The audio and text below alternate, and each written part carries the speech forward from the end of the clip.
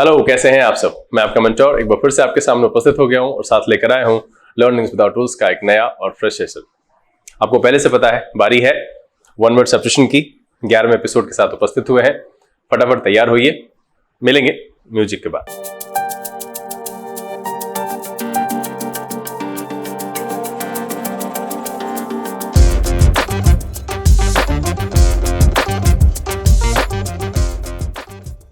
आइए हम आज सेशन की शुरुआत करते हैं और बारी बारी से इस एपिसोड में लाए गए 5 एमसीक्यूज को आपके सामने रखेंगे। वही सारी प्रक्रिया दोहराते हुए आप इसको सॉल्व कीजिए।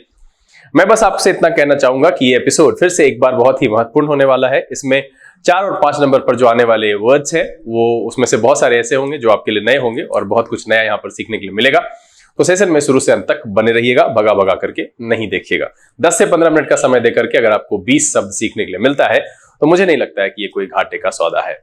सेशन को शुरू करेंगे, लेकिन उससे पहले जो लोग इस चैनल पर नए हैं और अब तक सब्सक्राइब नहीं किए हैं तो प्लीज चैनल को सब्सक्राइब कर लीजिए, बेल आइकन प्रेस कीजिएगा, नोटिफिकेशन को ऑल पर रखिएगा ताकि यहाँ से अपलोड की गई वीडियोस की नोटिफिकेशन मिले और आपका कोई भी सेशन मिस ना हो। लाइक और शेयर करना नहीं भूलेगा। अगर आपको लगे कि कुछ कहना है, कुछ बताना चाहते हैं, कोई सुधार की जरूरत है या कुछ और तरह के एपिसोड चाहिए तो कॉमेंट बॉक्स में आपका हमेशा से स्वागत है। चलिए सेशन की शुरुआत करते हैं। लर्निंग विदाउट रूल्स के सेशन में एक बार फिर से आप सबका तहे दिल से स्वागत है। उम्मीद है कि आप सब तैयार हैं मेरे साथ इस छोटे से सफर पर चलने के लिए, जो कि जानकारी से भरा हुआ है। बहुत सारे नए शब्द आपको सिखाएंगे और नाराजगी है बट आपसे जाहिर नहीं करेंगे हम, क्योंकि अगर आप नहीं करेंगे, नहीं बनाएंगे, परेशान होंगे तो खुद लौट करके आएंगे। तो मुझे लगता है कि कहीं ना कहीं इंसान को वो precaution is better than medicine, prevention is better than cure. मतलब ये है कि पहले से तैयार रहना चाहिए। तो इन सब चीजों को फॉलो कीजिए। अगर आपको मुफ्त में ज्ञान मिल रहा है और आपके एक बटन क्लिक करने पर कोई जानकारी आपको मिल रही है जो कि आपके लिए इंपॉर्टेंट है तो लेना जरूर चाहिए। तो पढ़िए, मैं बस इतना ही कहूंगा। मैं ये एपिसोड्स लाता रहूंगा, ये सिलसिला रुकेगा नहीं। हाँ, मैं मेरे एक व्यूअर जिसने रिक्वेस्ट किया है कि प्रत्येक दिन एक एपिसोड डाला जाए तो अच्छा होगा, तो मैं उनको ये बता दूं कि मैं कोशिश कर रहा हूं कि मैं बहुत जल्द, अगर मैं मिरर ऑफ कॉमन वर्ड के एपिसोड्स लाऊंगा भी तो आपके लिए वन वर्ड सब्स्टिट्यूशन डेली लाने की कोशिश जरूर करूंगा। वैसे भी 100 से 150 एपिसोड से कम नहीं होगा इसका, इतनी संख्या में तो है और ये पूछा जाता है, इंपॉर्टेंट है, हर एक एग्जामिनेशन के पॉइंट ऑफ व्यू से बहुत जरूरी है और इंग्लिश सीखने के लिए भी बहुत जरूरी है। बहुत सारे बच्चे सोचते हैं कि सर एसएससी में पूछता है, बैंक वाले, मैं क्यों पढ़ूं। तो सर रीडिंग कॉम्प्रिहेंशन में जब ये सारे शब्द पूछेंगे तब आप क्या करेंगे। जब आप प्रेसिस राइटिंग लिखेंगे और आपको शब्दों की संख्या लिमिट होगी और लंबा सेंटेंस नहीं लिखना चाहेंगे, वहां पर किसी एक शब्द से काम चलाना होगा, तब यही वन वर्ड सब्स्टिट्यूशन आपको काम आएगा। तो कहीं ना कहीं ये सोच करके छोड़ना कि ये तो एसएससी में पूछता है, ये वहां पूछता है तो ये मेरे लिए नहीं है, यही मूर्खता है जो आपको सफल होने से रोकता है। इंग्लिश का मतलब इंग्लिश है, reading, writing, understanding and speaking, इसको इंप्रूव कीजिए। बाकी जितने भी आते हैं ना वो क्वेश्चन पैटर्न्स है। तो मैं बस सीनियर होने के नाते ये समझा रहा हूं कि आप बिना हार का मुंह देखे भी संभल कर चल सकते हैं और एक ही बार में सफल हो सकते हैं। जरूरी है कि आप चाहते क्या है। तो चलिए सफर को शुरू करते हैं, बने रहिएगा लास्ट तक। मजेदार मजेदार शब्द सिखाते हैं। लेते हैं पहला सवाल और आपका समय शुरू होता है अब।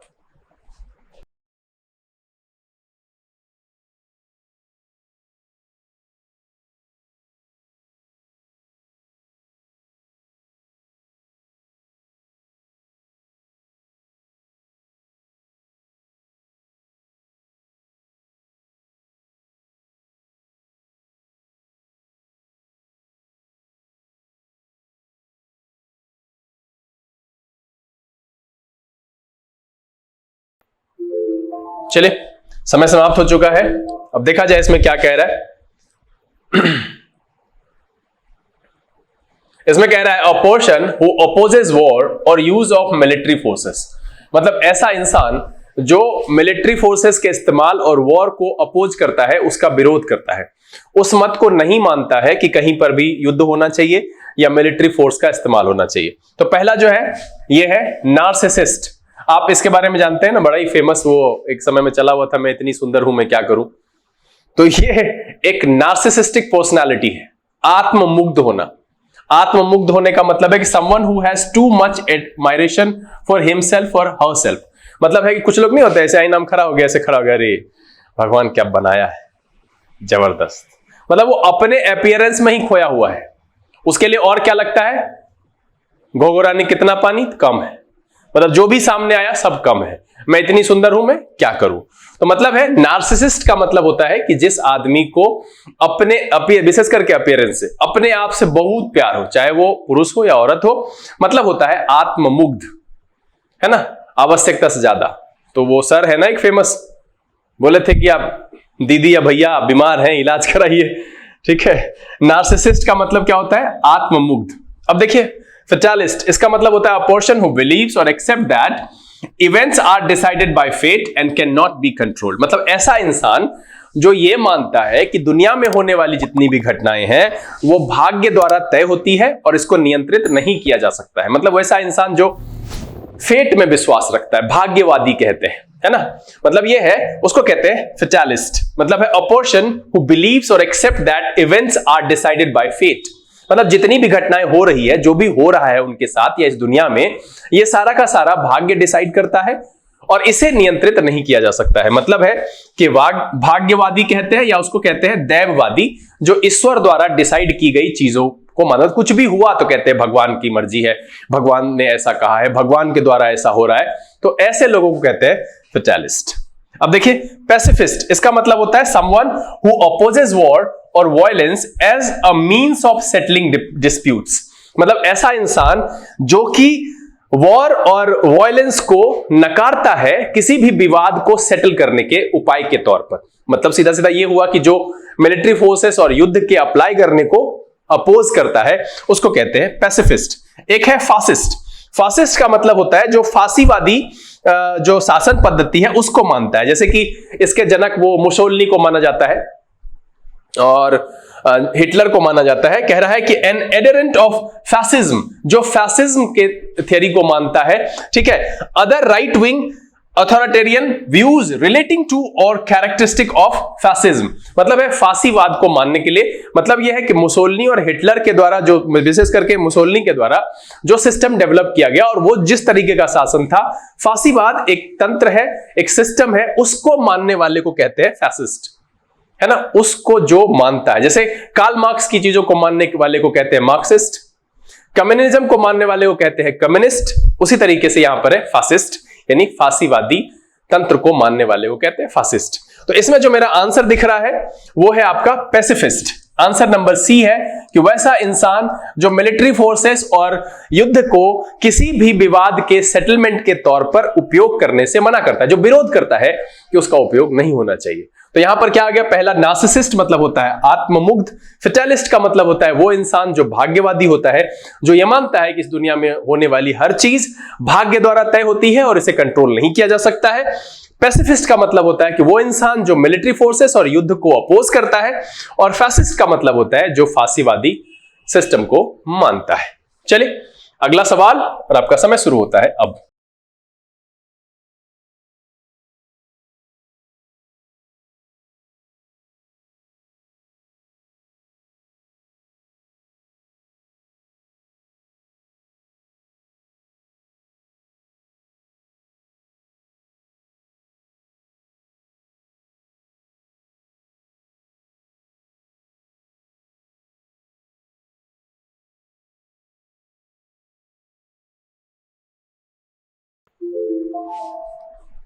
समय समाप्त हो चुका है।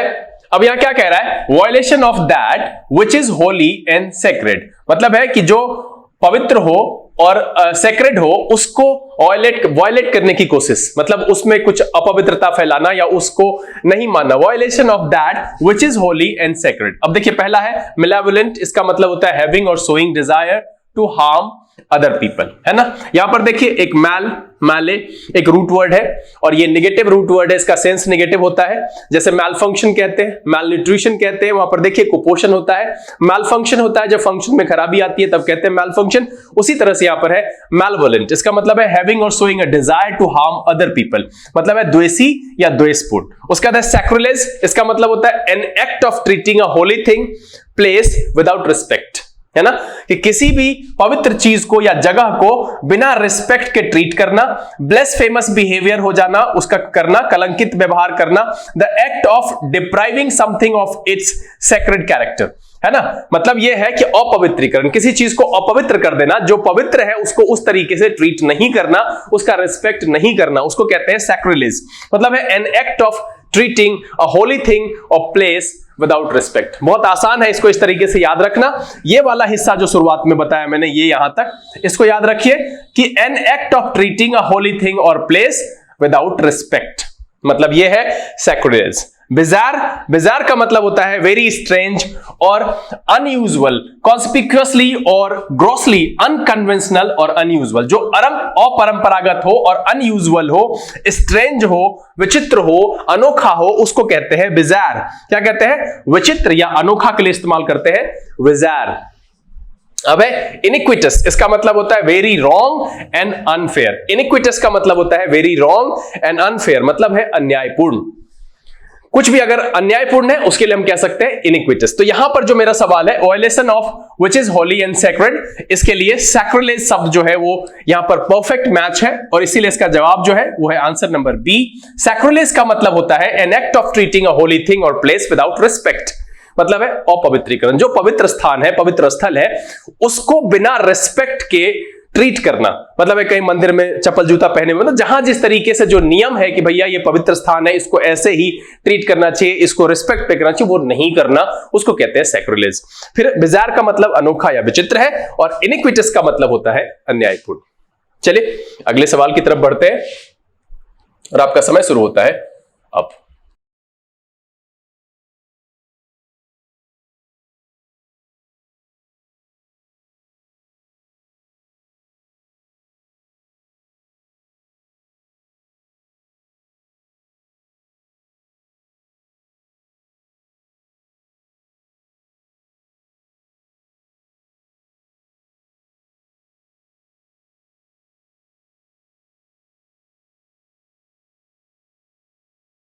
चले समय समाप्त हो चुका है।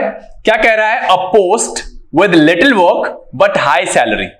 अब देखिए कि जहां पर काम ना हो या ना के बराबर हो, लिटिल वर्क कहा यानी ना के बराबर काम हो और हाई सैलरी हो, मतलब ऐसा पोस्ट जहां पर काम ना के बराबर हो और लिटिल सैलरी हो, उसको क्या कहते हैं? तो एक शब्द है फ्रीलांसर, जानते हैं बहुत कॉमन है कि अ person who acts independently without being affiliated with or authorized by an organization, है ना। मतलब यह है कि जो फ्री होकर के स्वतंत्र रूप से काम करता है। फ्रीलांसर का मतलब है कि वो किसी के द्वारा ऑथराइज नहीं है, एफिलिएटेड नहीं है और वो स्वतंत्र रूप से काम करता है, उसको कहते हैं फ्रीलांसर, है ना। स्वतंत्र रूप से, उसकी जहां मर्जी है, जैसे मर्जी है वैसे काम करता है, मतलब है फ्रीलांसर। अगला वर्ड है सिने क्वा नॉन। सिने क्वा नॉन का मतलब है समथिंग एब्सोल्युटली इंडिस्पेंसेबल और एसेंशियल या एसेंशियल कंडीशन, अब अनिवार्य शर्त। सिने क्वा नॉन का मतलब है अनिवार्य शर्त, ठीक है, एसेंशियल कंडीशन। सिने क्वा नॉन का क्या मतलब है? Essential condition, something absolutely indispensable और एसेंशियल, समथिंग एब्सोल्युटली एसेंशियल यानी एसेंशियल कंडीशन कहते हैं सिने क्वा नॉन। अगला है साइनेक्योर। साइनेक्योर का मतलब होता है a job that you are paid for even though it involves little और नो वर्क। यहां पर सीधा कह रहा है कि जिसके लिए आपको पे किया जाता है और तब जबकि वहां पर कोई भी काम नहीं है, ना के बराबर काम है, बहुत कम काम है और आपको पे किया जाता है, उसको कहते हैं साइनेक्योर। ठीक है, तो आंसर तो मेरा मिल ही गया है, post with little work but high salary. लेकिन अगला देखेंगे क्वांगो। अब ये आराम की नौकरी कहते हैं या दायित्वहीन पद कहते हैं साइनेक्योर को। अब देखिए क्वांगो जो है ये विशेष करके यूके के लिए है, ये शॉर्ट फॉर्म है क्वांगो। क्या, किस चीज का? Quasi autonomous non governmental organization को कहते हैं क्वांगो। मतलब है कि एक अर्ध सरकारी संस्थान होती है, उसको कहते हैं क्वांगो। ये एक शॉर्ट फॉर्म है quasi autonomous non governmental organization, उसको कहते हैं क्वांगो। मतलब है an independent organization started by the government but with its own legal powers. ये क्वांगो जो है ये विशेष करके ब्रिटेन यूके के लिए है, एक ऐसी संस्था जो सरकार द्वारा शुरू की जाती है ना, लेकिन उसके पास अपना लीगल पावर होता है। क्या कह रहा है कि an independent organization started by the government but with its own legal power, उसको कहते हैं क्वांगो। ठीक है, क्या है? Quasi autonomous non governmental organization मतलब है क्वांगो। तो यहां पर इसमें जो आंसर है मेरा इस क्वेश्चन का वो है आंसर नंबर सी, मतलब साइनेक्योर। साइनेक्योर का मतलब होता है job that you are paid for even though it involves little और नो वर्क, मतलब है आराम की नौकरी या दायित्वहीन पद। अब इसको सीन क्वा नॉन नहीं साइने क्वा नॉन पढ़ते हैं, इसका मतलब होता है एसेंशियल कंडीशन। चलिए हम बढ़ते हैं अगले सवाल की तरफ और आपका समय शुरू होता है अब।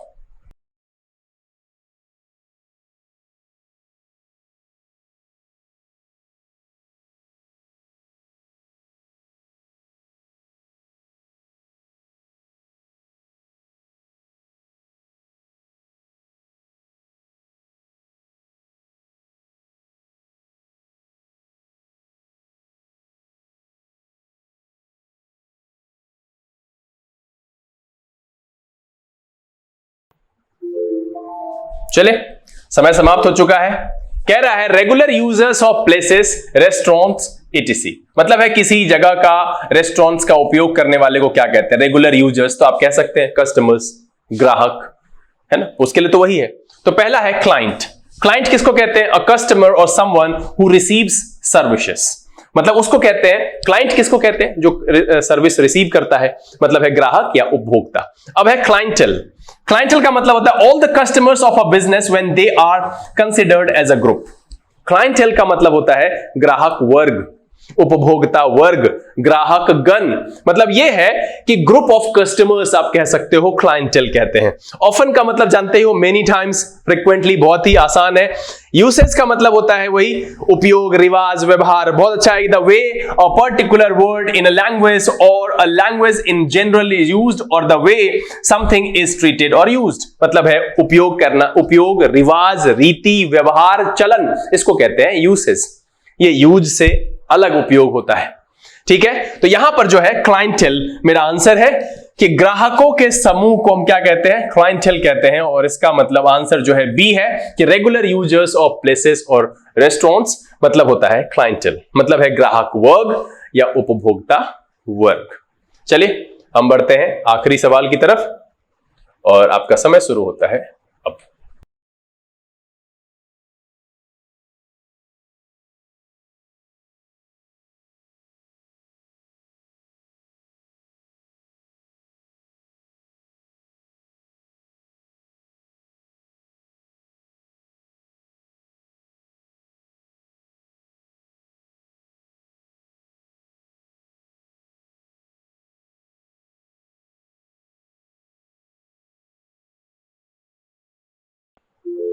चले आखिरी सवाल का भी समय समाप्त हुआ।